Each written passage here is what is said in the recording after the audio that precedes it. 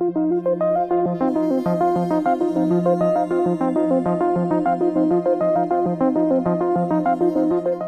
and welcome to another episode of Raw Space Presents, where we feature informative videos from other channels.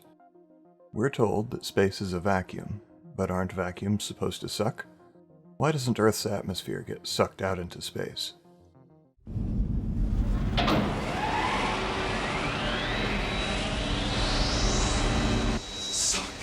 Suck!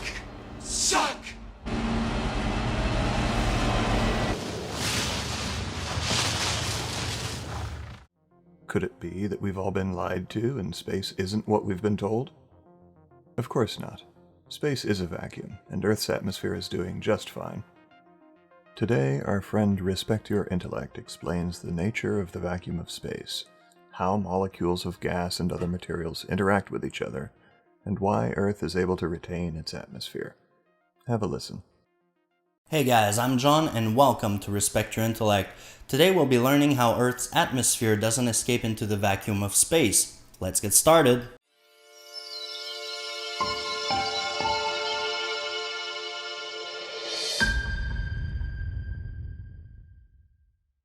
Alright, so in order to get a better understanding of how space works, let's start with a very basic scenario and go from there. Let's first imagine that we're a single molecule floating in space at a constant speed. What do you think will happen to us as time passes? Well, the answer to that is absolutely nothing, because space itself is just nothingness and doesn't exert any force on us at all. We'll just continue in that same direction at the same speed until a force starts acting on us to either change our path or our velocity. Now let's imagine that we eventually encounter the force of gravity created by a nearby star. Our path will shift towards the star and we might encounter a whole cloud of molecules just like us that were simply traveling and eventually got deviated just like we did. Now together we're all forming a big cloud of gas out in space where we're all still floating individually but closer together. This is when things start being interesting as we start sticking to each other with the electrostatic energy we create in the same way as clouds. Eventually we clump up and stick together like the static you sometimes get on your shirt that raises the hair on your arm. With all this clumping up happening and the violent thunderstorms we all create in the cloud of gas, we eventually get fused together. As we grow in size, we attract more and more of that gas fluff lying around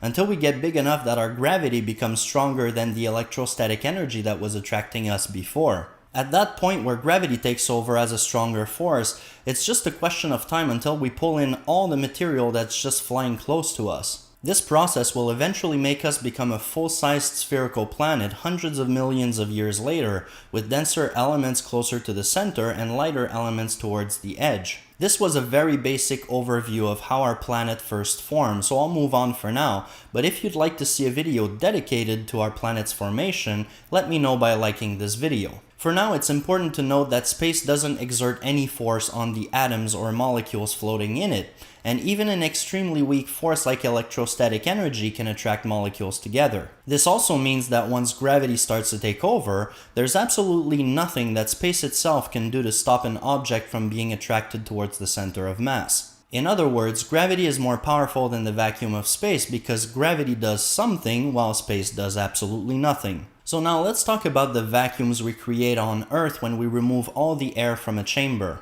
First, let's imagine that we have a chamber with pressure like this animation right here. We'll have molecules bumping into each other and bumping into the walls of the chamber. The more molecules there are in a certain volume, the more pressure there will be because more bumping will be happening. The same also goes for temperature, where the hotter a gas is, the more pressure there will be because the molecules are moving faster. So now let's imagine that we have a chamber with pressure like we just saw, and we put it right next to a chamber where we sucked all the air out, creating a vacuum. Now as we remove the wall in the middle, all the pressure from the pressurized side will spread very quickly to occupy all the space that's newly available. A very common misconception here is that the vacuum is sucking the air into it like a vacuum cleaner, but that's really not what's happening. What's really happening is that all the bumping we had in the pressurized chamber now has twice as much volume or twice as much space that it can suddenly occupy. So this will result in a drop of half the pressure since there are now less collisions happening thanks to the larger space. On Earth, we have an air pressure gradient in our atmosphere where we have higher pressure near the ground and we have less and less pressure as we gain altitude. This is because of the weight above you that's contributing to the pressure you feel.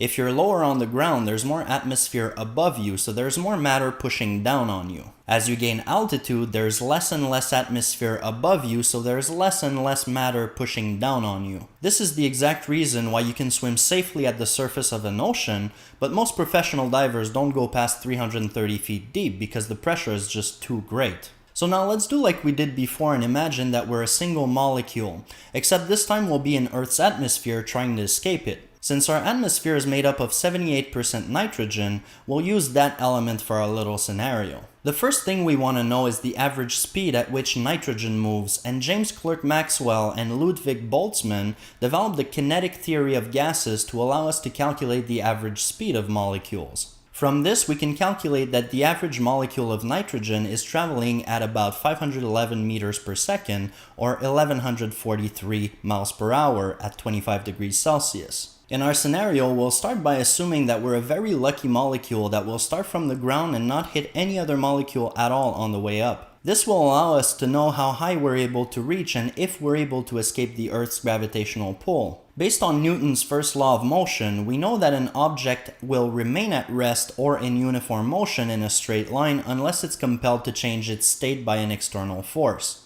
For us, as a lone traveling molecule, there's only one force acting on us, and that's gravity. On Earth, gravity has a force of 9.8 meters per second squared. This gives us a total height of 13,322.5 meters, or 43,709 feet, which is just a bit higher than the altitude of commercial planes. At that height, our velocity reaches zero, and we begin to fall towards the Earth again in the same amount of time it took us to go up. The end result here is that we failed to escape Earth's gravity. So now let's see how fast we would have needed to go to be able to escape Earth's gravity instead of falling back down. The term for this is escape velocity, and it's the concept of how fast an object has to travel with only gravity as its decelerant to escape and wander off into space. As you get further and further away from the center of mass of the Earth, gravity will also have less and less effect, so this has to be figured into the equation. Thankfully, we have this simple equation right here that we can use. This calculation gives us an escape velocity of 11,186 meters per second,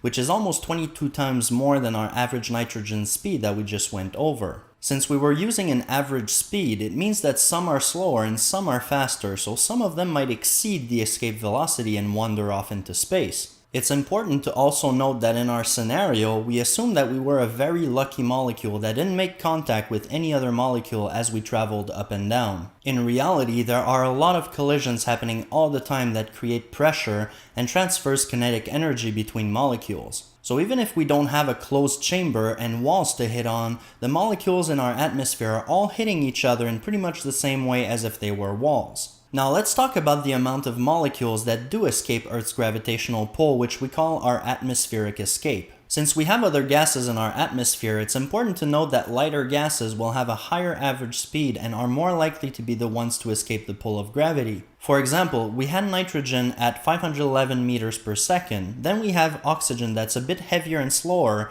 and clocks in at around 480 meters per second, and hydrogen is the lightest and fastest and clocks in at 1920 meters per second. So as far as the escaping goes, it's the lighter gases like hydrogen and helium that are more likely to escape into space, and we currently lose about 90 tons of atmosphere per day. Although this number looks large, we have about 5 quadrillion tons of atmosphere on Earth, so 90 tons is very small in comparison. For example, if nothing created new gases and we just lost atmosphere at this rate, it would take over 150 billion years to lose it all. That's about 11 times the current age of the entire universe, so there's nothing to be alarmed about when it comes to our atmospheric escape. Another thing that's worth noting when it comes to the atmospheric escape is Earth's magnetic field. Because of it, we're able to deflect the charged particles that we receive from the sun, otherwise known as solar wind, before they have a chance to interact with our atmosphere. If we didn't have the magnetic field, these charged particles from the sun would bump into the molecules at the top of our atmosphere with incredible speed. This speed, or kinetic energy, would then transfer to the molecules of our atmosphere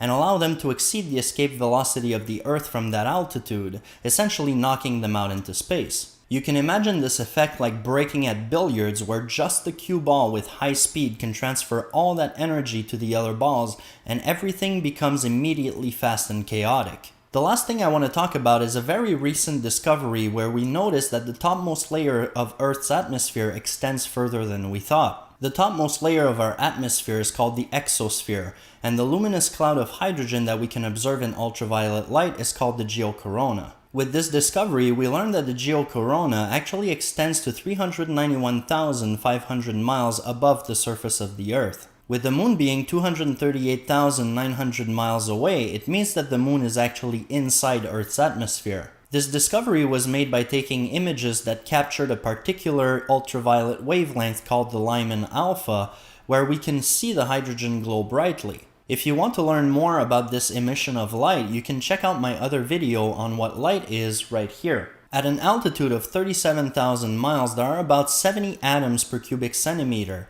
and it falls to only 0.2 atoms per cubic centimeter at the moon's distance. Considering that there are many thousands of trillions of atoms in just one of your eyes, the number of atoms of hydrogen in the geocorona is almost nil. So thanks to this discovery, we learn how far out our atmosphere actually extends, and it will allow us to plan future missions better. Otherwise, this discovery doesn't change all that much to what we already knew, because the hydrogen is so scarce that it's still essentially the vacuum we were already aware of. The word atmosphere only means the envelope of gas surrounding a planet, so it can't be confused with the ability to breathe on the moon, for example. So let's quickly recap what we've learned. We learned a little bit about how planets form initially. We learned that space doesn't apply any force on molecules and that gravity can easily do its job of keeping molecules attracted to the Earth. We learned how the Earth is able to create a pressure gradient due to gravity. We learned that the average speed of even the lightest molecules are not enough to reach Earth's escape velocity, essentially making them fall back down towards the surface. We learned how solar winds are deflected by Earth's magnetic field, and how our atmosphere would get stripped away if we didn't have a magnetic field. And we learned that Earth's atmosphere actually extends well beyond what we previously thought, even beyond the moon. Let me know in the comments which of those were particularly helpful to you. If you found this video helpful, please hit that like button. And if you want more, don't hesitate to hit the subscribe button too, and that little bell if you want to be notified of new uploads. Also, don't hesitate to share this video if you see someone that could benefit from it. And if you want to interact with me on social media, you can also find the links in the description for my Twitter and Facebook. Until next time, thanks for watching, and remember, respect your intellect. Thanks for watching. Make sure to go subscribe to Respect Your Intellect. The link is in the description. And if you enjoy space content, make sure to like and subscribe to Raw Space as well. See you next time.